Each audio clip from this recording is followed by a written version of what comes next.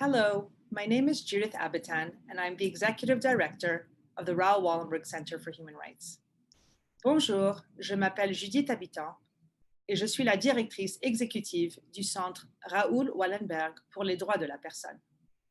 I am delighted to welcome you to the Inaugural Elie Wiesel Lectureship in Human Rights. Je suis ravie de vous souhaiter la bienvenue à la conférence inaugurale Elie Wiesel pour les droits de la personne.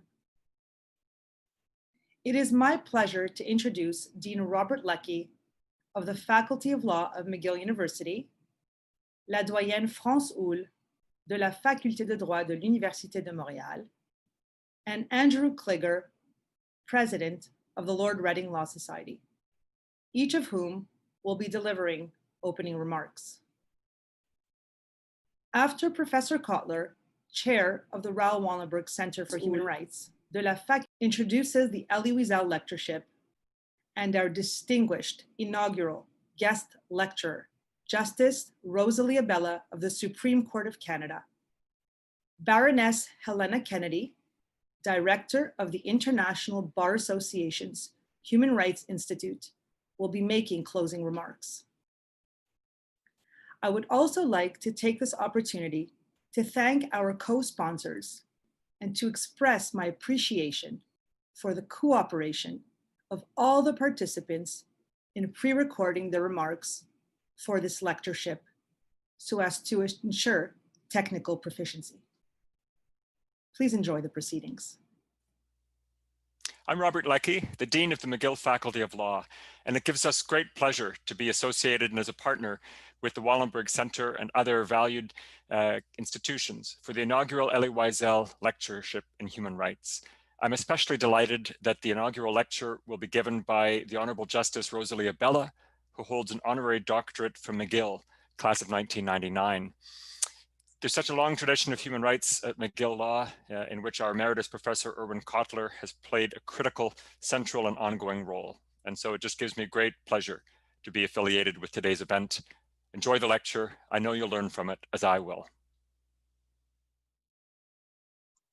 Bonjour, je suis France Houle, doyenne de la Faculté de droit de l'Université de Montréal. Je suis particulièrement heureuse de vous souhaiter la plus chaleureuse des bienvenues à la conférence inaugurale Elie Wiesel sur les droits de la personne, conférence qui sera présentée par l'Honorable Rosalie Abella. Ayant rédigé de nombreux jugements sur les droits de la personne, Madame Abella a su faire sa marque à la Cour suprême dans ce domaine et insuffler une réflexion profonde et incontournable sur le sens et la portée des protections offertes par nos chartes protégeant les droits fondamentaux. Alors, je vous souhaite une excellente conférence en la compagnie de l'honorable juge Abella. Hello, my name is Andrew Kliger, President of the Lord Reading Law Society in Montreal, Quebec, Canada. Founded in 1948, the Lord Reading Law Society represents the collective voice of Jewish jurists in the province of Quebec. We regularly advocate and promote the protection of human rights, and we are also well known throughout Montreal's legal community for hosting events featuring prominent speakers in the field of law, including the very special guest speaker today, the Honourable Justice Rosalie Abella. We are truly honored to have been invited by the Honourable Irwin Cotler and the Raoul Wallenberg Center for Human Rights to co-sponsor the inaugural Elie Wiesel Lectureship in Human Rights, and we sincerely thank them. I am privileged to share this virtual stage with the Dean of the University of Montreal, Faculty of Law, France Houle, and Dean Robert Leckie, Dean of the Faculty of Law of McGill University, as well as Baroness Helena Kennedy, Director of the International Bar Association's Human Rights Institute. I welcome the members of our Law Society, members of the judiciary, the students and faculty of the University of Montreal and McGill University, along with our friends and colleagues in Europe and around the world. When Professor Cotler invited Lord Reading to take part in this event, we immediately said yes. In May of 2016, Lord Reading Law Society held a tribute gala in honor of Professor Cotler, celebrating his achievements in human rights. We also made a commitment that evening to lend our support to the Raoul Wallenberg Center for Human Rights, which we are doing today, and we will continue to do in the future. We very much look forward to today's talk by the Honourable Justice Rosalie Abella, Justice of the Supreme Court of Canada and staunch advocate for human rights. Today, we mark the International Day of Commemoration and Dignity of the victims of the crime of genocide and prevention of this crime. And tomorrow, we mark Human Rights Day and the anniversary of the Universal Declaration of Human Rights. This event certainly promises to honor both those special days and to promote their values. Now, I would like to turn the attention to the chair of the Raoul Wallenberg Center of Human Rights and a great friend of Lord Reading Law Society, Professor Irwin Cotler, to introduce the guest speaker. Thank you. Thank you, Andrew, for your warm words of introduction, and also for reminding us that we meet at an important historical moment of remembrance and reminder on the occasion of the 72nd anniversary of Genocide Day and the 72nd anniversary of the Universal Declaration of Human Rights. Chers amis, friends, bienvenue. Je suis très heureux de participer dans la cause commune qui nous rassemble. I'm delighted to join with our co-hosts in inaugurating the Elie Wiesel Lectureship in Human Rights, in remembrance of and in tribute to Professor Elie Wiesel, Nobel Peace Laureate, Holocaust survivor, who symbolized and embodied the conscience of humanity, not only by and for Jews, but by and for humanity as a whole. Accordingly, when the Nobel Peace Prize Committee awarded Professor Wiesel the Nobel Peace Prize in 1986, it was greeted with international acclaim, for it was difficult to imagine a person that was more respected internationally by government leaders and peoples alike, who had become our moral compass in a world devoid of moral leadership, who had become our brothers and sisters' keeper in an amoral world of international bystanders, and who was my mentor, teacher, role model, inspiration, and friend for 50 years, and with whom we co-founded together the Raoul Wallenberg Center for Human Rights. Elie Wiesel wrote, as the title of one of his 40 books themselves stated, as a soul on fire.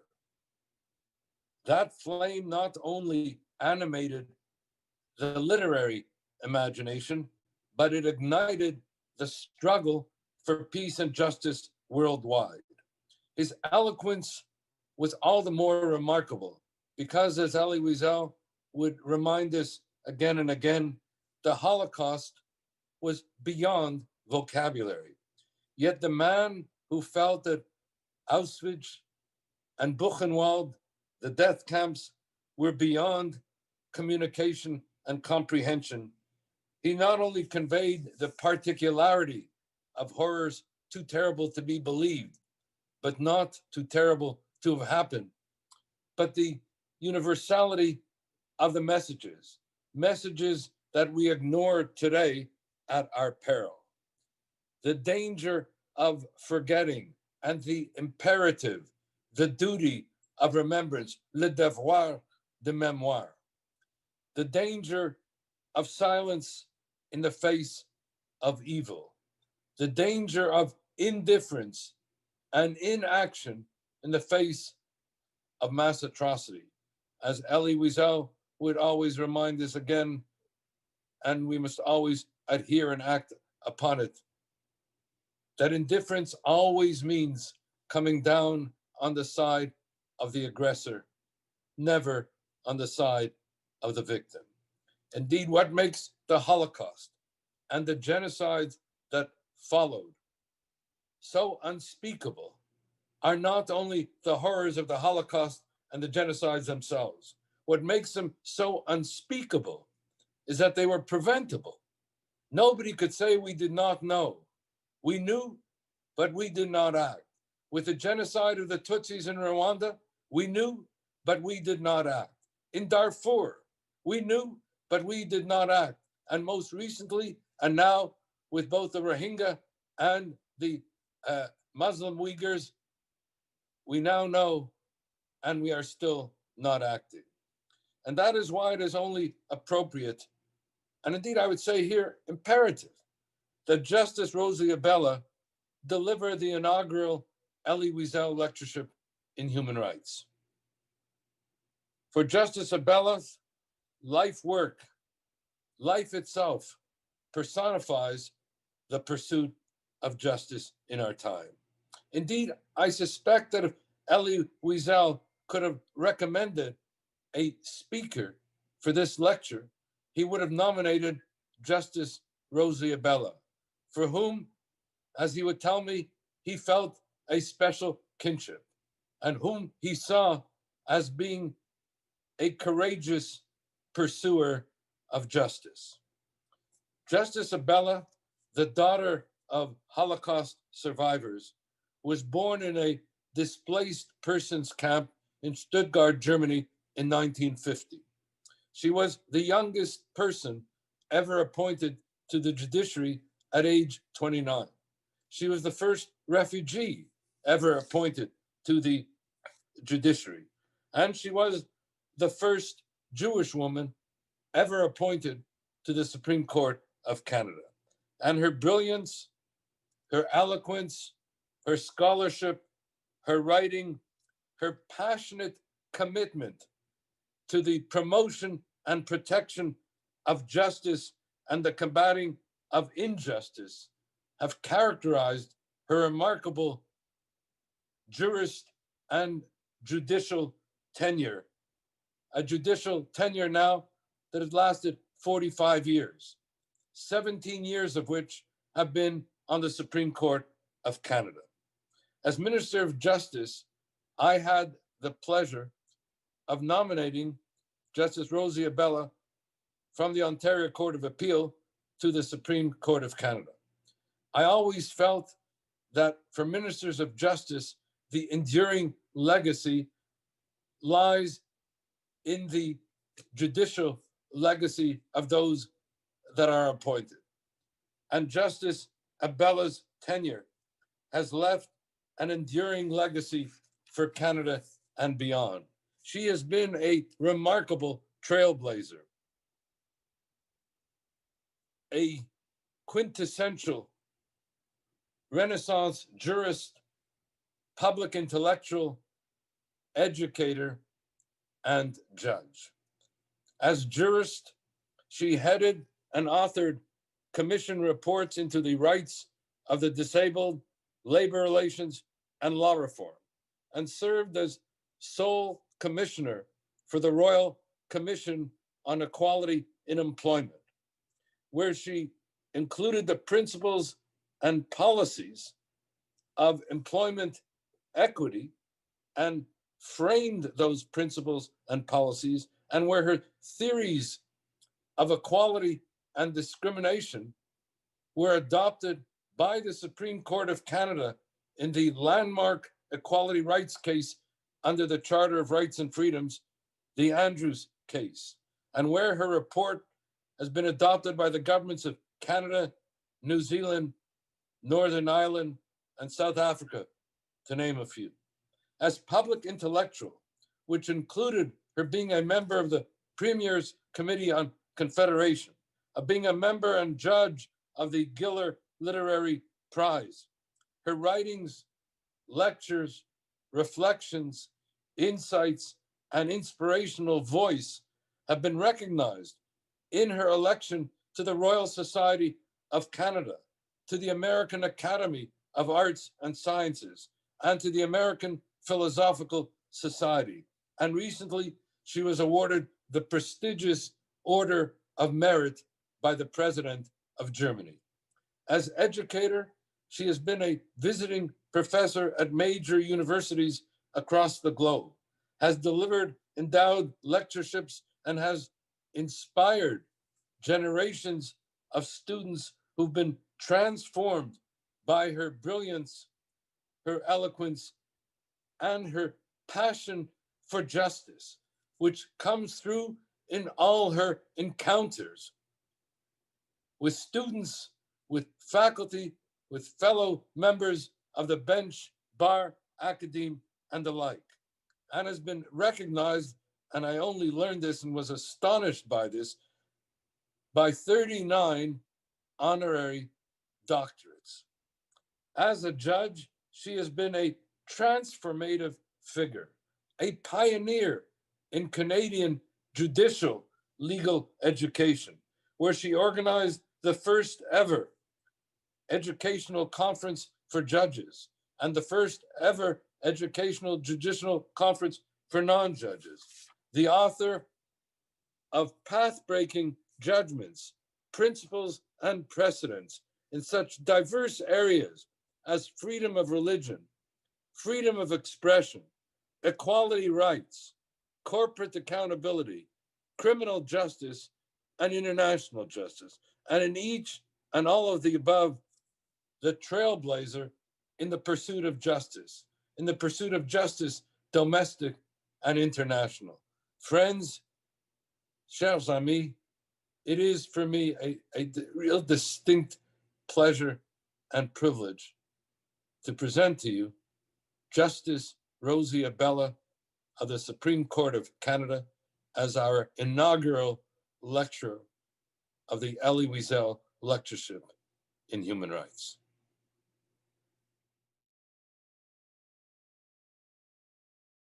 Irwin, je te remercie pour tes mots glorieux et généreux. C'est un privilège de vous avoir avec moi dans mon bureau à la Cour suprême afin de célébrer la vie et l'héritage d'Elie Wiesel. It's no exaggeration to say that the history of human rights in Canada in our generation is the history of Irwin Cotler's relentless pursuit of Canada's interest, attention, and commitment to human rights. Never before had a Canadian so successfully used law as a tool for justice, and never before had international justice had such a brilliant champion. Because of Irwin, we have had both an enhanced country and an enhanced world. He's committed to promoting the role of law, the just rule of law, the compassion of law, and the fairness of law. And above all, he's committed to ensuring that law and justice never leave each other's side as they patrol the universe. And all this combines with the magic alchemy of enthusiasm, optimism, generosity, wisdom, humility, and preternational natural tenacity to make each of us better, Canada better, and the world better.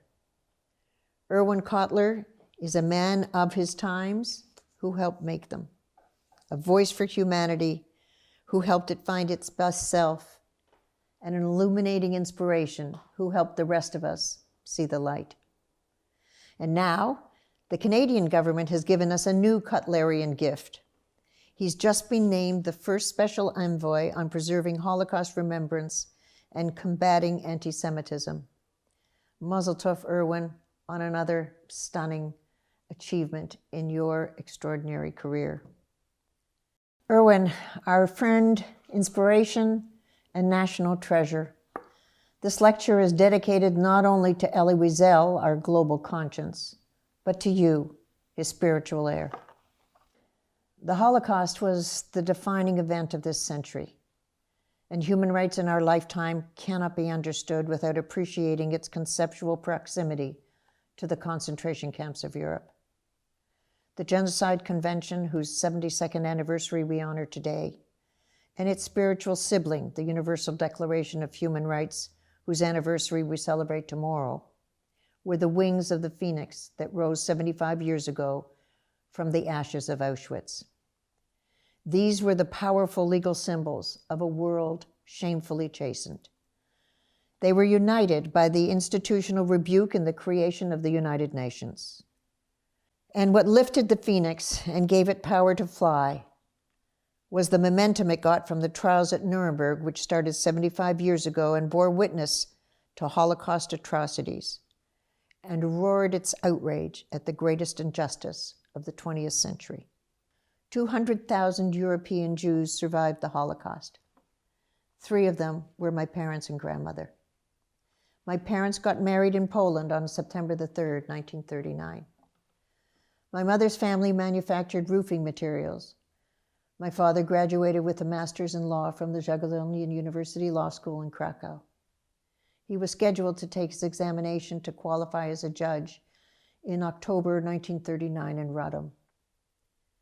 My parents spent almost 4 years in concentration camps.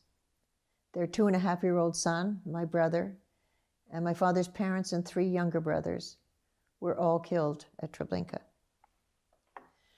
My father was the only person in his family to survive. He was 35 when the war ended. My mother was 28. As I reached each of those ages, I tried to imagine how they faced an unknown future as survivors of an unimaginable past. And as each of our 2 sons reached the age my brother had been when he had been killed, I tried to imagine my parents' pain at losing a 2.5-year-old child. I couldn't. After the war, my parents went to Germany, where the Americans hired my father, who taught himself English, to help set up the system of legal services for displaced persons in the Allied zone in southwest Germany. In an act that seems to me to be almost incomprehensible in its breathtaking optimism, my parents and thousands of other survivors transcended the inhumanity they had experienced and decided to have more children. I think it was a way to fix their hearts and prove to themselves and the world that their spirits were not broken. Growing up, I did not appreciate the full horror of what happened to my parents during World War II. All I knew was how incredibly lucky I was to have such wonderful, loving, and positive people as parents. They told me, whenever I asked, what it had been like in concentration camp, what it felt like when they learned that their 2-year-old son had been murdered, what it was like for my father, a lawyer, not to be able to practice law in Canada because he wasn't a citizen, and what it meant to lose everything and almost everyone and start all over again. What amazed me, looking back, was that they always answered me with dignity, not in anguish or guilt. They never cried. I always did. I never understood how they found the strength not to cry, and I remember as a young girl reading everything I could about what they went through to make sense of the senselessness. But I have never been able to comprehend what happened to my parents, or how they managed to survive, or how, having survived, they were able to create such resolutely normal lives for themselves and their 2 surviving children, let alone encourage us to embrace optimism and justice unreservedly. But they did, and so did thousands of other survivors who rebuked the indignity and barbaric humiliation they had suffered as Jews by living and creating lives of dignity and pride in who they were. What have we learned from their experiences? Let's start the conversation with the lessons of Nuremberg, the trials which started 75 years ago. Elie Wiesel said, "Nuremberg is the story of those who did the killing. Nuremberg is also the story of those who did nothing," quote. It's quite a story about inhumanity, about immorality, about indifference, a story with many lessons to teach.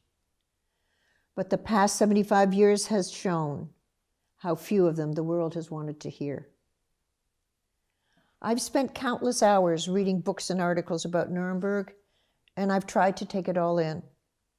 I read Goldhagen's book about the German people's knowing acquiescence. I read Ingo Mühller's indictment of the enthusiastically complicit judges and lawyers of the Third Reich. And I read about Nuremberg prosecutor Telford Taylor's idealism. I even watched the movie Judgment at Nuremberg again, on the assumption, which proved to be right, that the movie would have far more of an impact on me as a 74-year-old woman than it did when I was a 15-year-old girl, especially since the movie was about the trial of judges, and I would not have understood then, as I do now, that no one, whatever his or her status, is above injustice, even those responsible for preventing it. The lawyer in me, the judge in me, the child in me, the mother in me, the Jew in me, each part of me reacted differently to different parts of the Nuremberg story. At times, I was the amateur historian marveling at the horrifying unfolding of nightmarish events and how incredibly predictable they seemed in hindsight to be. At other times, I was the judge planning a lecture on how unforgivable it is for the justice professionals, the people charged with delivering justice, to exchange their independence for state approval, as the lawyers and judges of the Third Reich had so willingly done. But in the end, to me, the issue was about justice itself. And in the end, thinking about this lecture in honor of Elie Wiesel, what troubled me most was how little justice there had been. The lawyer in me was offended, so was the judge. But no part of me resonated more as I learned about the Nuremberg story.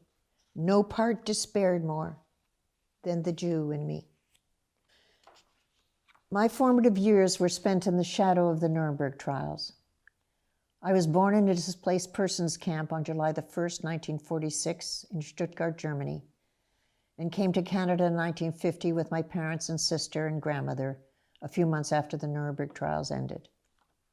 I was born at the beginning of Nuremberg, was surrounded by the survivors for whom it was created, was nurtured by parents who had somehow escaped the final Nazi verdict, and watched a father try to create a system of justice for people who didn't know that such a thing could exist in Germany for Jews. All before I was 4 years old. I grew up with a passion for justice, but I have also, now that I am grown up, developed a sadness for what has become of it, despite Nuremberg. Lawyers like me, I think, have a tendency to take some comfort, properly so, in the possibility of subsequent judicial reckoning, such as occurred at Nuremberg. But is subsequent justice really an adequate substitute for justice? I don't for one moment want to suggest that the Nuremberg trials weren't important. Of course they were. They were a crucial and heroic attempt to hold the unimaginably guilty to judicial account. And they showed the world the banality of evil and the evil of indifference. But although Nuremberg represented a sincere commitment to justice, it was a commitment all too fleeting. Not for long did the prosecution of war crimes remain a magnetic national preoccupation for the Western Allies who created it in the intimidating shadow of the Holocaust. By 1948, Britain issued a communique in the to the Commonwealth countries, putting an end to the attempt to prosecute Nazi war crimes as a response to recent tripartite talks about political developments in Germany. We are convinced, the British communique said, that it is now necessary to dispose of the past, quote. The crisis in Berlin with Russia thereby turned Germany from an enemy to be restrained into a prospective ally to be recruited. By 1949, it was all over. No more Nuremberg trials, no more Nazi war crimes prosecutions anywhere in the Western world for over 2 decades, and the early release of many convicted war criminals who'd been sentenced at Nuremberg. The past was tucked away, and the moral comfort of the Nuremberg trials gave way to the amoral expedient of the Cold War. Worse, as the passion for justice faded into the passion for reconstruction, the world once again lost its compass and yielded to the seductive temptations of intolerance. Even before the decade was over, the decade that had seen the Holocaust and the Nuremberg trials, Nazis were being welcomed in the West as immigrants to help design the military-industrial strategy against the new villain, communism. The Jewish victims of the old villain, fascism, on the other hand, were welcomed nowhere. In addition, Senator Joseph McCarthy revived the odor of anti-Semitism in the United States. In my own country, Canada, universities still had quotas on Jewish students. Canadian courts upheld restrictive covenants preventing Jews from buying property. There were reportedly signs on Canadian beaches saying, "No Jews or dogs allowed." And as the brilliant book, None is Too Many, searingly described, as you can see behind me, Canada closed its borders to Jewish refugees like me for years after the war. With stunning alacrity, the world abandoned what proved to be its momentary pursuit of tolerance at Nuremberg and reconstituted itself within 5 years, as if neither Nuremberg nor the Holocaust had ever happened. It was a collective form of repressed memory.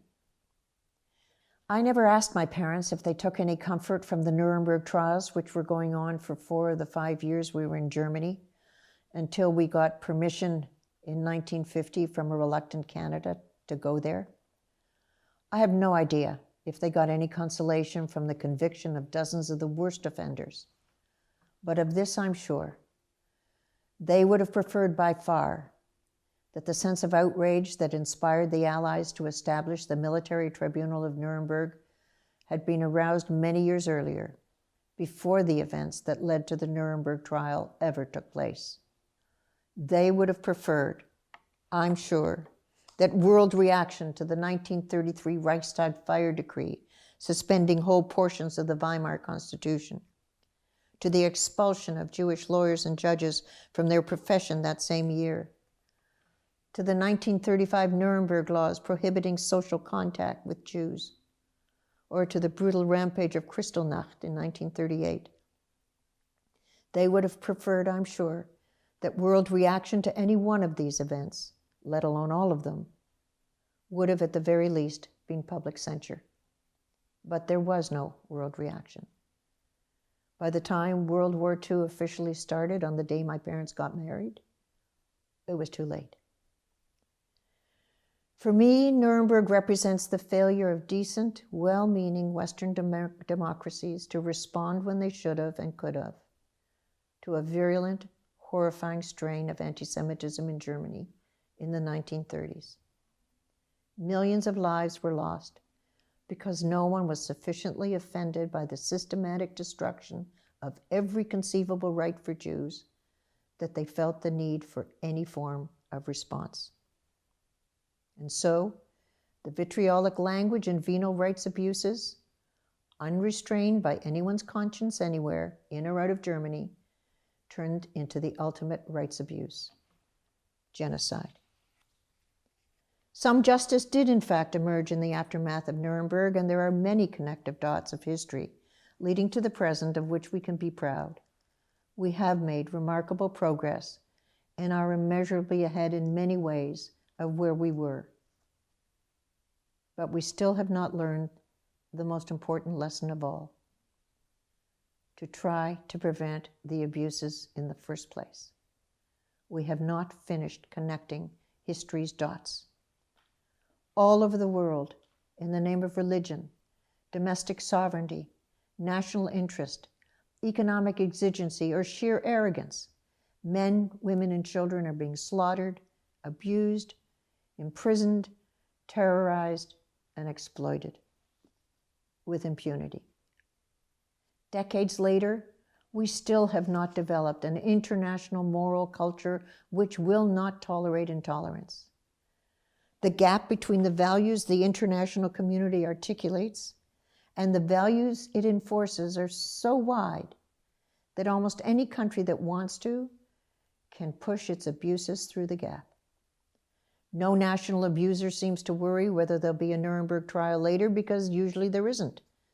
And in any event, by the time there is, all the damage that was sought to be done has been done. Why hasn't the Holocaust, the single most outrageous crime in civilized history, created a desperate, unquenchable thirst for enforceable international norms that make human rights abuses intolerable anytime and anywhere they occur? To paraphrase Martin Luther King, the arc of the moral universe may be long, but it decidedly and increasingly does not always bend towards justice. And that means that too many children will never get to grow up, let alone grow up in a moral universe that bends towards justice and the rule of law. And speaking of the rule of law, is it the organizing principle we hoped it would be? Rule of law is the holy grail of rights discourse today. I confess that I've always been somewhat confused by why we use this phrase as an organizing principle. I think most people don't really know what it means. Universal principles to which we're expected to be loyal shouldn't be shackled with semantic ambiguity. Moreover, in our lifetime, we've seen the rule of law impose apartheid, segregation, and genocidal discrimination. It frankly makes me wonder why we're clinging so tenaciously to the moniker. So what are we really talking about? I think we're talking about some universal goals: ensuring limitations on arbitrary state power, protection against rule by whim, and about our belief in the law as an instrument of procedural and substantive justice. If I'm right that that's what we're really talking about when we talk about a just rule of law, doesn't that mean that what we're talking about is what we've come to see as the indispensable instruments of democracy? Due process, an independent bar and judiciary, protection for minorities, a free press, and rights of association, religion, and expression, for example. Those are core democratic values, and I, for one, am not the least bit embarrassed to trumpet them, because when we trumpet those core democratic values, we trumpet the instruments of justice, and justice is what laws are supposed to promote. And I think we need to emphasize that when we talk about democracy, we're not just talking about elections. To say democracy is only about elections is like saying you don't need the whole building if you have the door. Elections tell democracy it's welcome to come in, but elections are only the entrance. Without a home, democracy can't settle down. It needs an edifice of rules and rights and respect to grow up healthy and secure. So why aren't we out there insistently promoting those core democratic values, those instruments of justice that emerged triumphant from World War II, instead of promoting a euphemism no one really understands, like the rule of law? Shouldn't we say what we mean? And I think what we mean is the rule of justice, not just the rule of law. I know that democratic values are no guarantee, but they're still the best aspirational goals, because without democracy, there are no rights. Without rights, there's no tolerance. Without tolerance, there's no justice. And without justice, there's no hope. In too many parts of the world, there are no rights, no tolerance, no justice, and no hope. Those parts of the world are putting the rest of the world in danger because intolerance, the world's fastest growth industry, seeks in its hegemonic insularity to impose its intolerant truth on others. Yet for some reason, we seem far too reluctant to call to account the intolerant countries who abuse their citizens, and hide instead behind silencing concepts like cultural relativism, domestic sovereignty, or root causes. Those are concepts that excuse injustice. And silence in the face of injustice means that injustice wins. Since the end of World War II, we've had the most sophisticated array of laws, treaties, and conventions the world has ever known, all stating that rights abuses will not be tolerated anywhere. But they have been tolerated. We've had the genocide in Rwanda, the massacres in Bosnia, Cambodia, and the Congo, the repression in Chechnya, the child soldiers in Sudan, Zimbabwe, the Uyghurs in China, the Rohingya in Myanmar, Pakistan, Syria, Iran, Russia, Darfur, Hungary, Poland, and Turkey. And of course, the refugees dying by the hundreds as they seek refuge from the wrath of African conflicts. These are among many, many others. Clearly, what remains elusive is our willingness as an international community to protect humanity from injustice. What does that tell us about the United Nations, the institutional moral response to the immorality of World War II? It can hardly be said to have been the avatar of human rights we hoped it would be when it was created. By contrast, look at the revolution in international trade law. Like international human rights law, international trade law has witnessed an institutional proliferation of organs like the OECD, the IMF, the World Bank, and GATT. Then in 1994, the Marrakesh Agreement established the WTO, dramatically extending the reach of trade regulation and creating a comprehensive international legal and institutional framework for international trade. After little more than 25 years in operation, the WTO is, in essence, international law's child prodigy. Despite occasional criticism, the WTO and its dispute settlement mechanism, in particular, are regarded by most countries as legitimate, effective, and influential in international relations. And here's my point. Unlike international human rights law, most states comply with international trade law. And in the event of non-compliance, there's an effective dispute settlement mechanism available to resolve disputes. In other words, what states have been unable to achieve in 75 years of international human rights law is up and running after only 25 years of international trade regulation. I find this dissonance stark and unsettling. The most unsettling for me is that, unlike the UN, the WTO is extremely difficult to join. That means that the global community feels that obtaining membership in a trade organization should be more onerous than obtaining membership in an organization responsible for saving humanity from inhumanity. Why does trade trump human rights? And what do we do about it? And we have to do something. Because unless we pay attention to intolerance, we risk losing the civilizing sinews that flexed the world's muscles at Nuremberg. We changed the world's institutions and laws after World War II because they had lost their legitimacy and integrity. Are we there again? Not so much because our human rights laws need changing, but because a good argument can be made that our existing global institutions, and especially the UN's deliberative role, are playing fast and loose with their legitimacy and our integrity. There's no doubt that many of the United Nations agencies have achieved great success in a number of areas: peacekeeping, shelter and refugee relief, UNICEF's extraordinary efforts on behalf of children, and the WHO's fight against polio, malaria, and smallpox, among others. The agencies have raised awareness about violence against women, the environment, and the plight of children, and the fact that much of international law works at all is often due to UN-based agencies. And Canada is very lucky to have an outstanding ambassador in Bob Rae, one of the most respected public servants this country has ever known.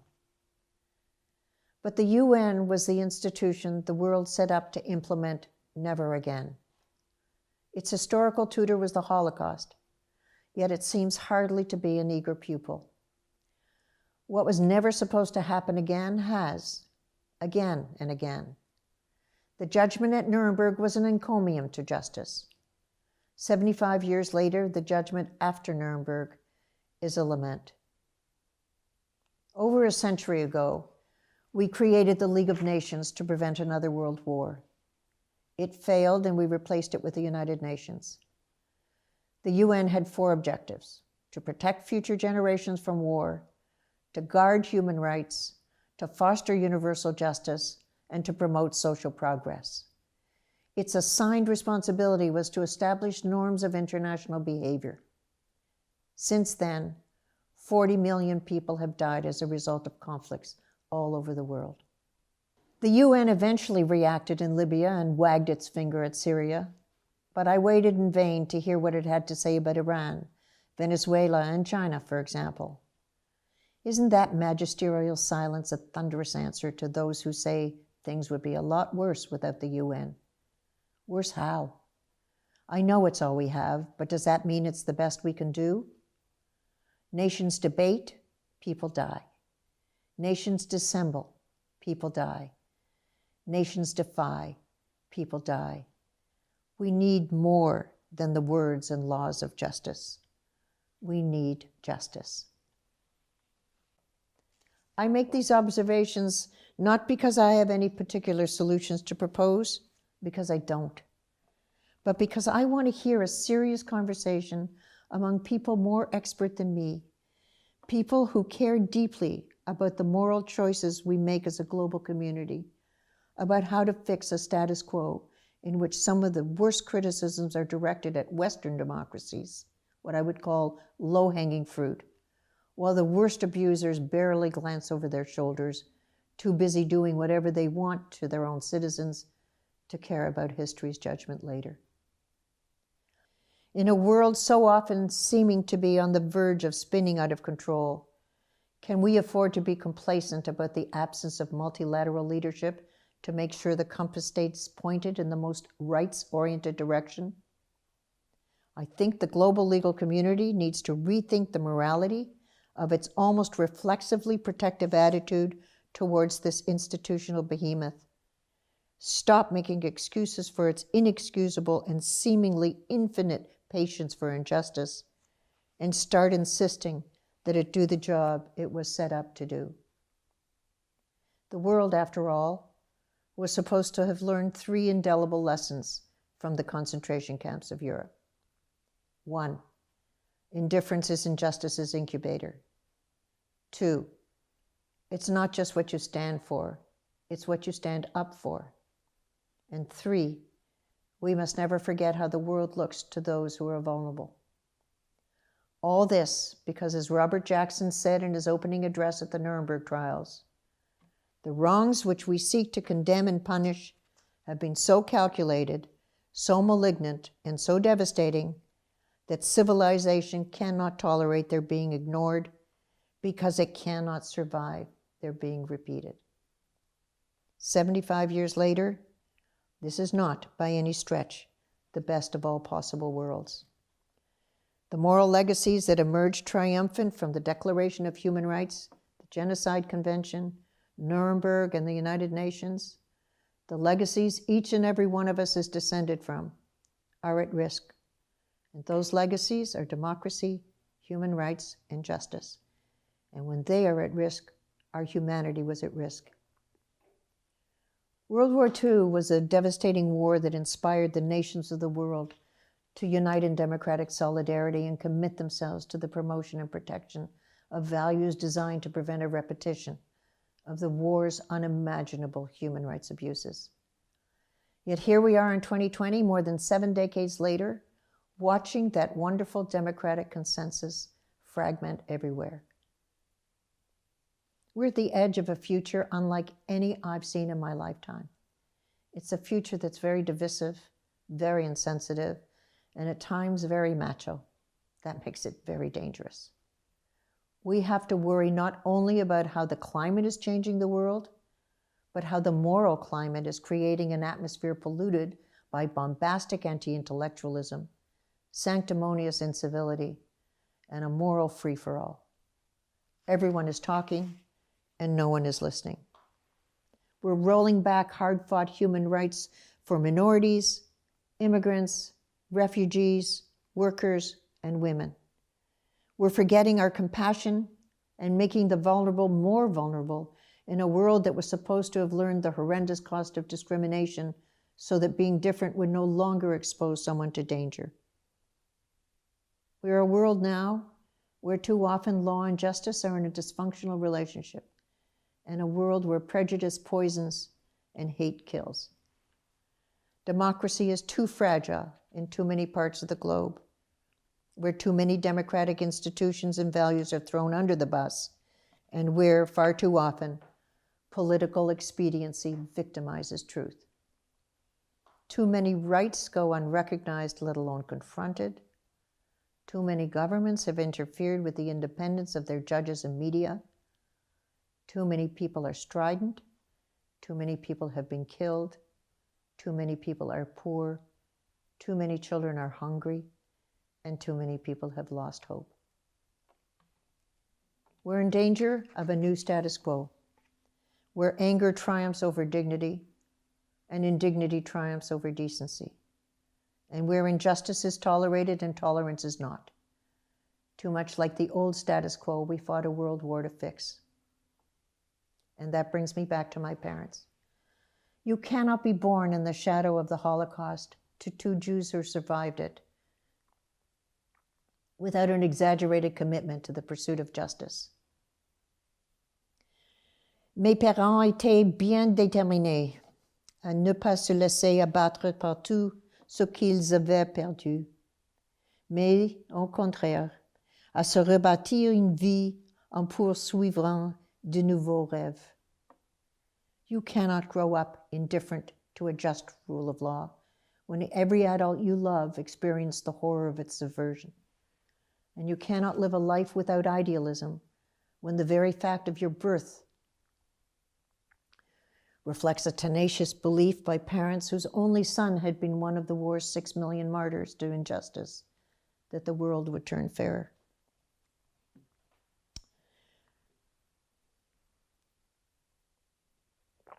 My father died a month before I finished law school, 50 years ago.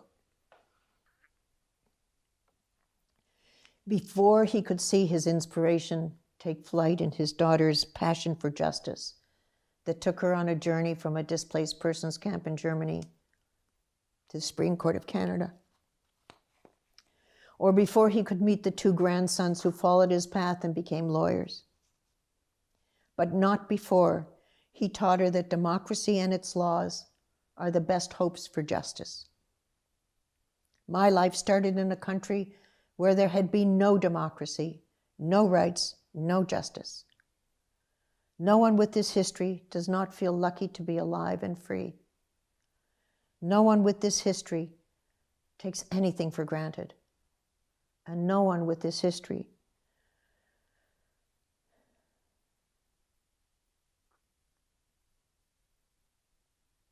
does not feel that those of us who are alive have a duty to wear our identities with pride and to promise our children that we will do everything humanly possible to keep the world safer for them than it was for their grandparents, a world where all children, regardless of race, color, religion, or gender, can wear their identities with dignity, with pride, and in peace.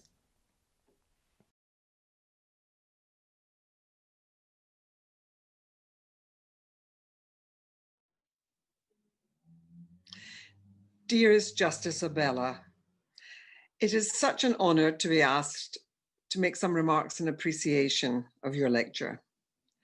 And what a lecture. An inaugural lecture to honor the man who was so long the world's conscience, Elie Wiesel. I was lucky to know him because we were both members of a French academy. Organized also by another of those truly great human beings, the director of the Wallenberg Institute, Irwin Cotler, recently honored, as you've just said, with a new position, who now steps into the shoes of Elie Wiesel as the world's preeminent voice for human rights. You're right to feel so proud of him. We are too. And a lecture of such power given by a woman whose brilliance as a lawyer and judge is only matched by her humanity and compassion. And I feel very lucky, Rosie, that I know you too, and have enjoyed you when you came to Oxford, where I was the head of a college. And we at the law faculty there so appreciated your contribution and your great scholarship and how enriched our lives were as a result. Rosie, As you reached the conclusion of your lecture, I was weeping with you. The sheer beauty of your language and the imagery that you use when you speak, your vivid descriptions of the horrors inflicted on people and the world's collusions in those horrors and in the continuing abuses of human rights still taking place in our world everywhere. The post-war dream of a better world seems to have faded, and the institutions created to sustain that dream have seemed to lose their force. Yet you conjured a vista for us, a vista with justice at its core. Not rule of law, I loved this idea, not rule of law, but rule of justice. And if lessons are to be learned about making that ambition a reality, of bringing justice into the heart of democracies, into a world that might be different. You insightfully pointed out that the world's lawyers have managed to make law work globally in the interests of trade, so why not in the interests of human rights and the protection of those values? This lecture was a masterclass in the true meaning of law, that it is meaningless and simply technical if it isn't imbued with justice, that it has to be at the service of justice. And I'm so sad that I can't be there with you. I would have so loved to have been in a room with a huge audience so that we would in unison applaud you and shower with our heartfelt love and gratitude for your wisdom and your compassion, for taking us into the intimate history of your family and sharing the pain of experiences that no people should endure. And yet the extraordinary strength that your parents showed, their belief that a better world could be made, their fortitude and love, which undoubtedly welded your family and made you the woman that you are. I cannot express adequately my admiration for you and my appreciation of your life of service in the law and the privilege it has been for me to know you and for me to have listened to your lecture today. And I know that everyone else who is listening will share those feelings with me. Rosie Abella, you are a remarkable human being.